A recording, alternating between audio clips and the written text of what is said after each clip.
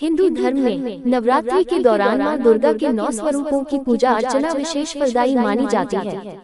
प्रत्येक वर्ष 4 नवरात्रि आती है, जिसमें 2 गुप्त नवरात्रि, चैत्र नवरात्रि और शारदीय नवरात्रि शामिल हैं। शारदीय नवरात्रि की प्रतिपदा तिथि का आरंभ 2 अक्टूबर 2024 को रात्रि 11:13 पर होगा और अगले दिन 3 अक्टूबर को 1:19 पर समापन होगा। इसलिए उदया तिथि के अनुसार 3 अक्टूबर से शारदीय नवरात्रि की शुरुआत होगी, वहीं 12 अक्टूबर को इसका समापन होगा। इस साल मां दुर्गा का आगमन और प्रस्थान दोनों ही कष्टकारी माना जा रहा है।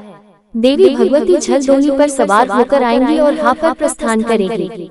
मान्यता है कि जिस वर्ष माता का डोली पर आगमन होता है उस अगला वर्ष देश में रोग, शोक और प्राकृतिक आपदा पर आती है। वहीं हाथी पर प्रस्थान अत्यधिक पड़े वर्षा का संकेत माना जाता है। आइए जानते हैं कलश स्थापना का मुहूर्त, सामग्री और विधि। कलश स्थापना का मुहूर्त शारदीय नवरात्रि के पहले दिन कलश स्थापना की जाती है। इस साल 3 अक्टूबर को सुबह 06:07 से लेकर सुबह 9:30 तक कलश स्थापना का मुहूर्त है। इसके बाद सुबह 11:37 से लेकर 12:23 तक अभिजीत मुहूर्त में कलश स्थापित किया जा सकता है।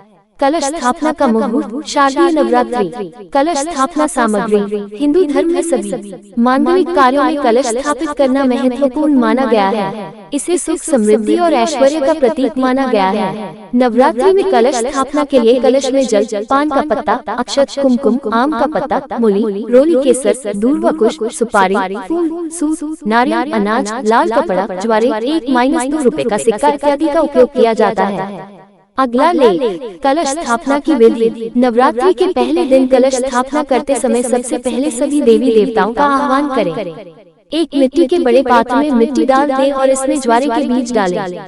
उसके बाद सारी मिट्टी और बीज डालकर पात्र में थोड़ा सा पानी छिड़क दें। अब गंगा जल भरे कलश और ज्वारे के पात्र पर मौली बांध दें।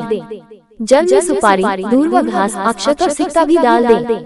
अब कलश के किनारों पर आम के 5 पत्तों को रखें और कलश का ढक्कन से ढक दें।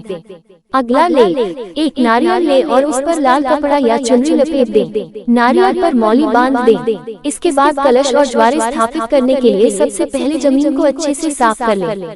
इसके बाद ज्वारे वाला पात्र रखें, उसके ऊपर कलश स्थापित करें और फिर कलश के ढक्कन पर नारियल रख दें। फिर सभी देवी देवताओं का आह्वान करने के साथ नवरात्रि की विधिवत पूजा आरंभ करें। अगला कलश स्थापित करने के बाद 9 दिनों तक मंदिर में रखे रहना चाहिए। सुबह शाम आवश्यकतानुसार पानी डालते रहें। विस्तृत और अधिक जानकारी के लिए संबंधित क्षेत्र के विशेषज्ञ की सलाह जरूर लें।